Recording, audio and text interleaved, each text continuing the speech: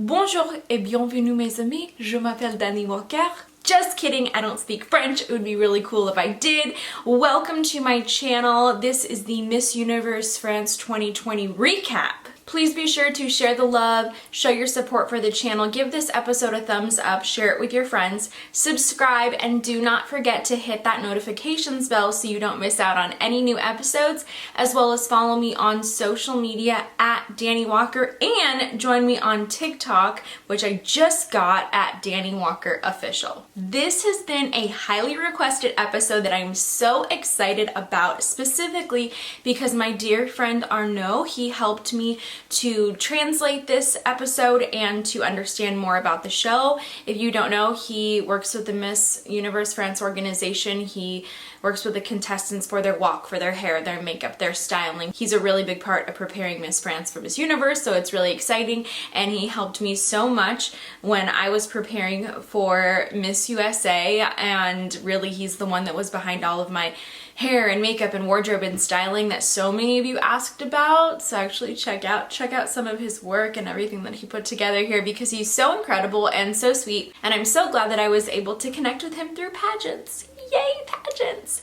Alright, so first I want to say that I am blown away that this pageant has 10 million viewers in France alone. We're not even talking about all of Europe. That's absolutely incredible. We see viewers going down in the US for Miss America, which doesn't refer to themselves as a pageant, and then also for Miss USA, and that's terrible. And after watching this show, I think France has the formula to keeping people tuned in. So listen up to what I'm about to say, because this was phenomenal. The show opened up with a singer. I am not familiar with him, but he seemed to have lots of awards. All of the contestants came out. There were 30 of them, and I'm assuming that they were wearing outfits representing their region. For us who compete in the US, we compete and we win our state titles, and then we go to Miss USA. In other countries, they compete, and this is that equivalent, so they were all representing their region, and in some cases their island. I have never seen this before, but they announced the judges on stage, which was really cool and exciting to me, and this seems to be a trend that I notice in international pageants,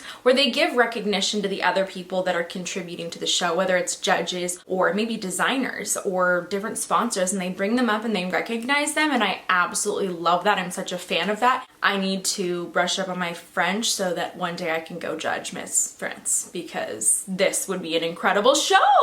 I want to go on stage. I just want to be in front of an audience that large, because it's massive. First thing I want to comment on are the contestant videos that they showed. It was really cool because they talked about the word that they believe a Miss France should embody, so I like that that was unique to them. We learned about their backgrounds. Honestly, the footage was just so beautiful and so well done. I could probably do an entire episode on that. This pageant was so phenomenal. I could do a part 1 and a part 2 because there was just way too much going on. These videos, incredible. I'm not gonna dwell on them, but just check out these clips. Look at how stunning each contestant looked, and it was just so well done.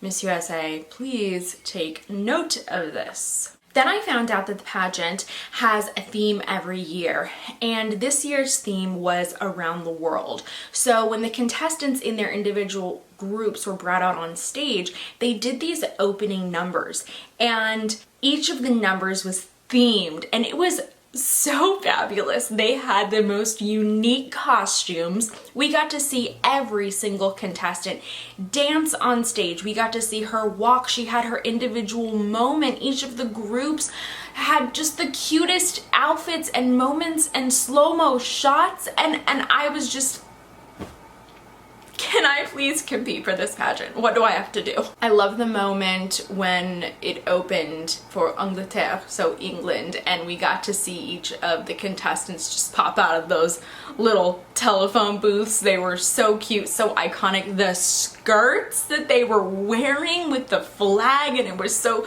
flowy. It totally reminded me of Victoria's Secret fashion shows, which is sad that they don't exist anymore. For all of you out there wondering, oh, what do pageant contestants want? How could we get them to sign up for our shows? Like this, give us cool costumes, we'll be there, we'll show up.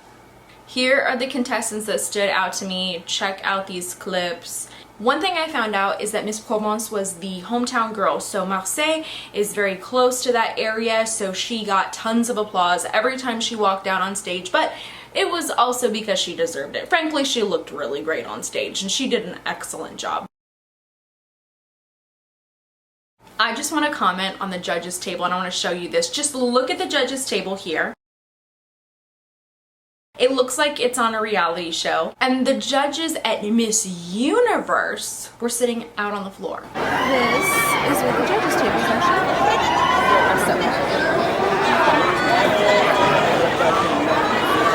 Just hanging out, sitting on the floor. What's going on? Come on, like, just please, Miss Universe, just let the Miss France organization put together your show, please. Friend, if you're watching on a mobile device, please screenshot this episode, post it to an Instagram story, tag me at Dani Walker, let me know what you think, tag MUO, tag the Miss France organization, and let them know what you think too. Let your voice be heard. The next segment was Russia, and this just floored me. I could not believe they had someone dressed up as a polar bear on stage. I was dying when I saw that. I was laughing with joy. It just filled my heart with happiness. It was hilarious to me, but I also just really appreciate that effort. And the costumes, the music for this segment, I like how the skirts were detachable. It was just, oh, everything. The dancers, wow. The slow-mo shots, the smoke for every contestant. We had effects, what? I'm telling you, they could sell the soundtrack for this show and they would make so much money because the music was so fun. I wonder if they do that.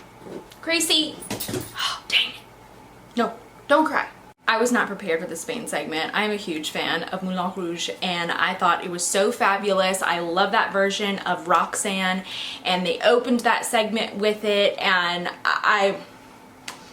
the costumes, the dances, the music. This is the most fabulous show I've ever seen for a pageant. This was the most, I feel, over the top. The only thing I would say that would come, gosh, I mean, it's a little bit hard because I would say this year's Miss Universe, those Bollywood performers killed it. That was a full-blown concert. And then also South Africa last year, 2019, their performers and the fires on stage, just phenomenal. You know what? We need to have awards given to these pageants for what's going on. These people who are planning these things need to be recognized because it's so over the top in the best way. This show is just so different from other national pageants. I can't really put it all into words for you right now, but for a comparison, just watch this last pageant that I recapped for Miss Columbia Universe. Just see that production versus this one to give you an idea of what I'm talking about, of what really went into this show.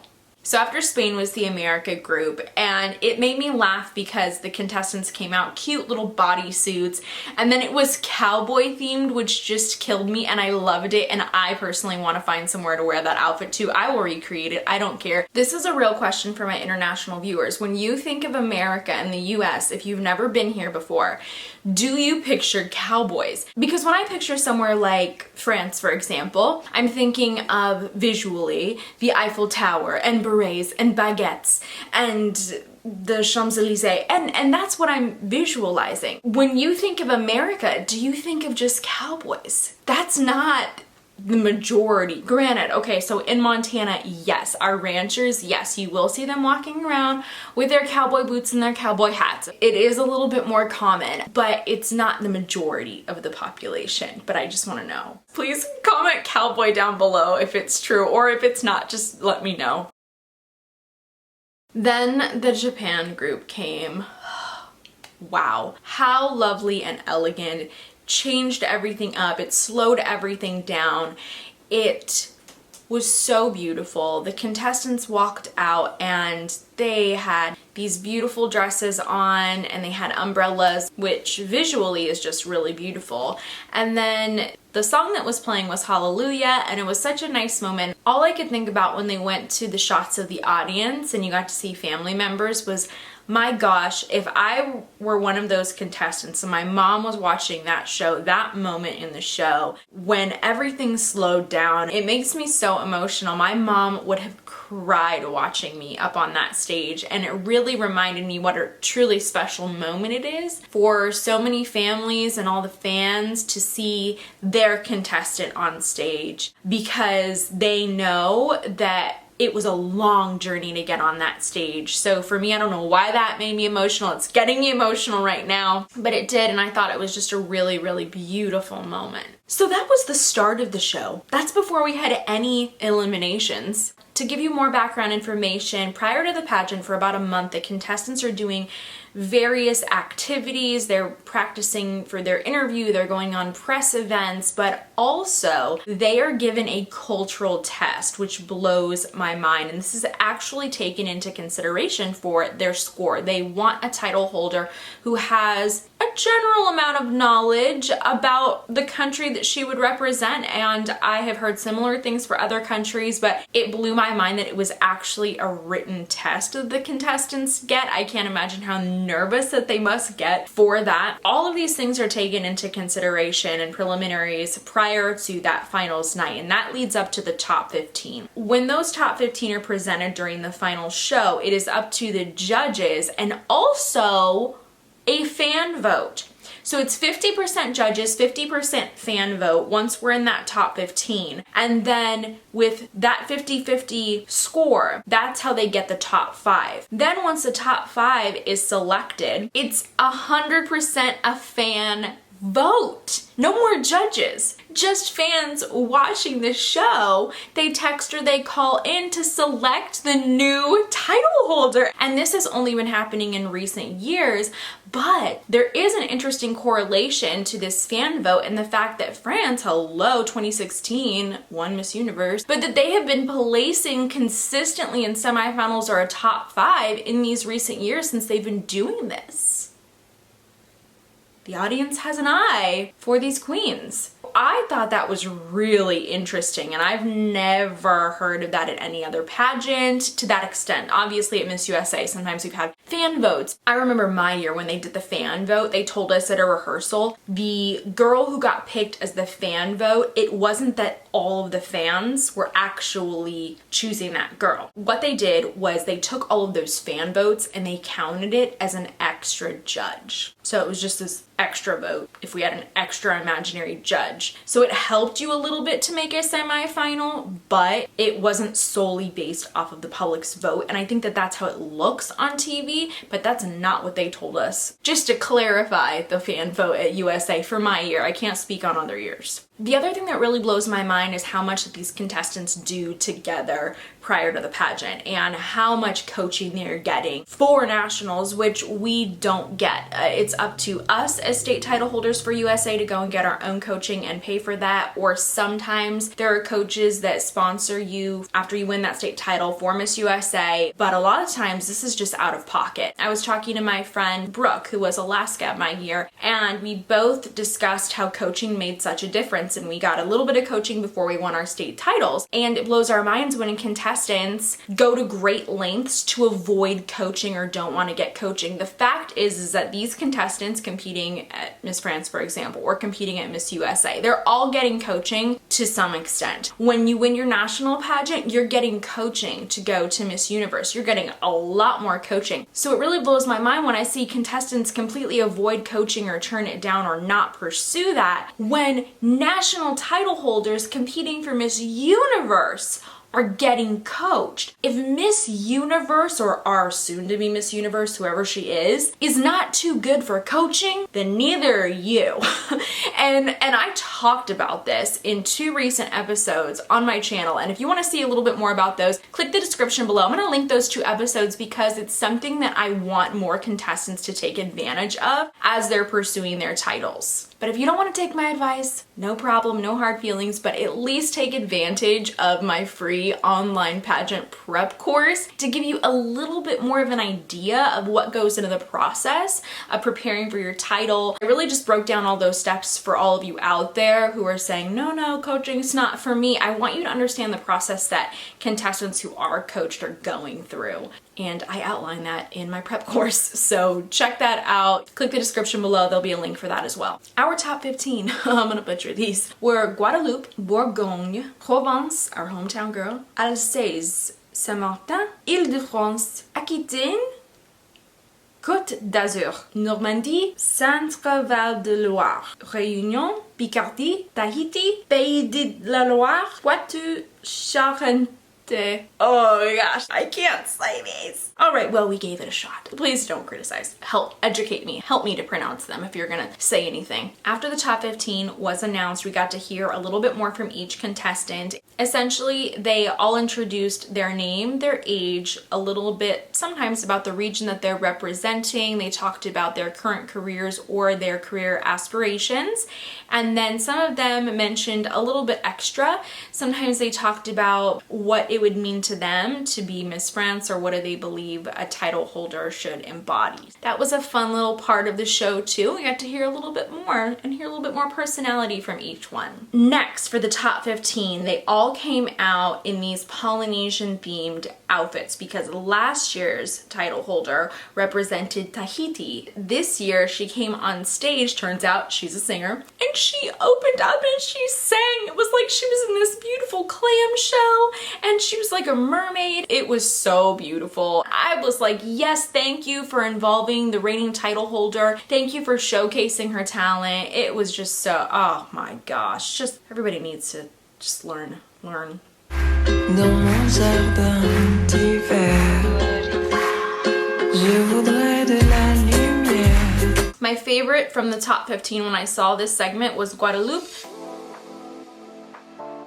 Provence, Saint-Martin, Côte d'Azur, Tahiti, Pays de la Loire. I don't know really how to say these. Then our reigning queen danced a little bit too. Thought that was fun. There were other phenomenal male dancers on stage. For our top 5, we had Guadeloupe, Tahiti, Provence, Côte d'Azur, and that one's hard for me. Burgundy, essentially. As I mentioned in other recaps, I love when they show the awards and the prize package of the queen, and also we got to see that some of the semi-finalists and top 5 also get some prizes and awards, which I think is pretty cool. I like that idea as well. Why not? They should be awarded a little bit. Come on, give them a little bit something for all of their hard work. I believe USA semi-finalists used to get something, but now they either don't or they don't get that much. I forget. If you know, comment below. After they announced the top 5, we got to see our top 5 one more time, and this was the Africa segment. So they came out, once again, fabulous costumes, worthy of a Victoria's Secret fashion show, and to me, this was sort of like that final look that we normally see at pageants, not only for the judges, because that's out of the way really now. Now it's really for the audience to choose, okay, these are our 5, who is going to be our new title holder. After that, they changed into their evening gowns. Let's talk about that. Can we all just comment queen down below for how beautiful each of these contestants looked in the top 5? I thought they looked so beautiful and so phenomenal, and I just enjoy it. I love seeing them get dressed up. Now let's move on to our top 5 questions. There was only one question asked, and it was drawn from a bowl, and these questions were actually from the public, but the judges drew the question and then read the question for the contestants. Our first contestant was Guadeloupe, and her question was about how ready are you to reveal your private life to the public? And she said, social media is a good way to communicate, to share certain things, be it family moments, travel, and artists now use it to express their talents. However, our privacy belongs to us, hence the term privacy. We're in an era where we have to learn how to live with social networks, but also we have to learn how to use them without abusing them. When I became Miss Guadeloupe, I agreed to share some of my life as a Miss, but I keep my personal life private for my family and my loved ones. Spoken very diplomatically. By the way, thank you so much, Arno, for helping to translate all of these. Everyone say thank you, Arno. Next was Tahiti. Her question was, if Miss France gave you superpowers, what would you change immediately? And she said, people's mentality towards education because it's paramount for our future. It also coincides with environmental causes that I wanted to highlight as Miss Tahiti and to continue to support throughout my life. In Polynesia, we have beautiful, flourishing nature, and that is where we see more and more of the consequences of global warming. And so I think that the fact that I am so close to nature makes me a good ambassador for this race, or essentially this competition. Provence was asked, are women's rights and beauty pageants compatible? She said, there are a lot of critics of beauty pageants, but I think when I ask myself about this, I have chosen to be here tonight with 30 candidates on stage, and they chose to be here. And feminism is above all to defend the woman's choice and women's freedom, so all the women here choose to be here. I personally love that answer. I do not understand any woman who is against other women doing pageants.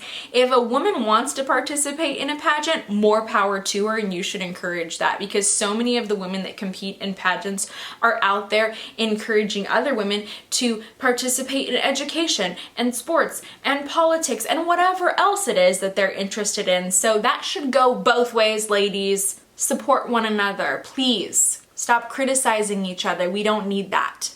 Côte d'Azur, she was asked kind of the same question. They said, what would you say to someone who considers that this is not a place for women to be on stage tonight? And she said, I would like to say that I made the choice to be here tonight, and it's already an incredible accomplishment. Like all the 30 women who are up here, who are also beautiful, we are showing how special we are, and it's a real accomplishment to be here tonight, and there's no reason not to be proud of this. Way to go. Since I have trouble with this one, we're gonna say burgundy. She was asked, how would you define the beauty of a woman? And she said, for me, the beauty of a woman is more than physical. We are 30 candidates tonight, and like you, we are all different and diverse, and that's precisely what makes us beautiful. But above all, beauty is a state of mind and a confident, strong feeling. A woman is beautiful when she is confident and smiling, and I think that the inner beauty is reflected on the outside, and that's what makes us more beautiful. They all did pretty well. I think it was tough getting a question that was very similar to another contestant, and it's sort of like, how do I make this my own while not repeating what the other one just said? So that's a really tough position to be in. The results were this. By the way, really cool individual shots of the contestants, how they all had their own camera, and then it would zoom in as soon as they announced who it was. Our fourth runner-up was Côte d'Azur. The third runner-up was Burgundy. The second runner-up was Tahiti. Our first runner-up was Provence, and then our queen was Guadeloupe. So what's interesting about this organization is sometimes the winner goes to Miss Universe, and then sometimes she goes to other pageants. They send their top two either to Miss Universe or to Miss World, and it all depends on the date of their respective international pageants. So I believe this year's winner is going to Miss Universe, but things can always change, you never know. Overall, to me, the show was so fun. It was so well produced. It was so fun to watch. It was massive. And now it is my goal to attend Miss France 2021, which apparently is going to be their 100th year anniversary. If you think I should go and attend, please comment vlog down below, because you know there would be a vlog and I would so look forward to doing it. Let me know. If not, I guess you could let me know that too. I hope you enjoyed this episode. I really enjoyed watching this show. It was so phenomenal. If you can on your own, just go watch it. It was fabulous. Watch it with subtitles. It was great. If you enjoyed this episode and you want to support the channel, please give this episode a thumbs up, share it with your friends, subscribe, and be sure to hit that notification bell. Every Wednesday at 8:30 a.m. Eastern, new episodes come out, but then I also drop random ones throughout the week too, and I never let you know when those are coming, so that's why you really want to hit that notification bell. Also, follow me on social media at Dani Walker. I would love to connect with you there, and let me know what you want to see next on the channel. Drop your ideas in the comments below, but until next time, thank you so much for watching this episode. I am so happy to have you, and I hope that you come back for the next one.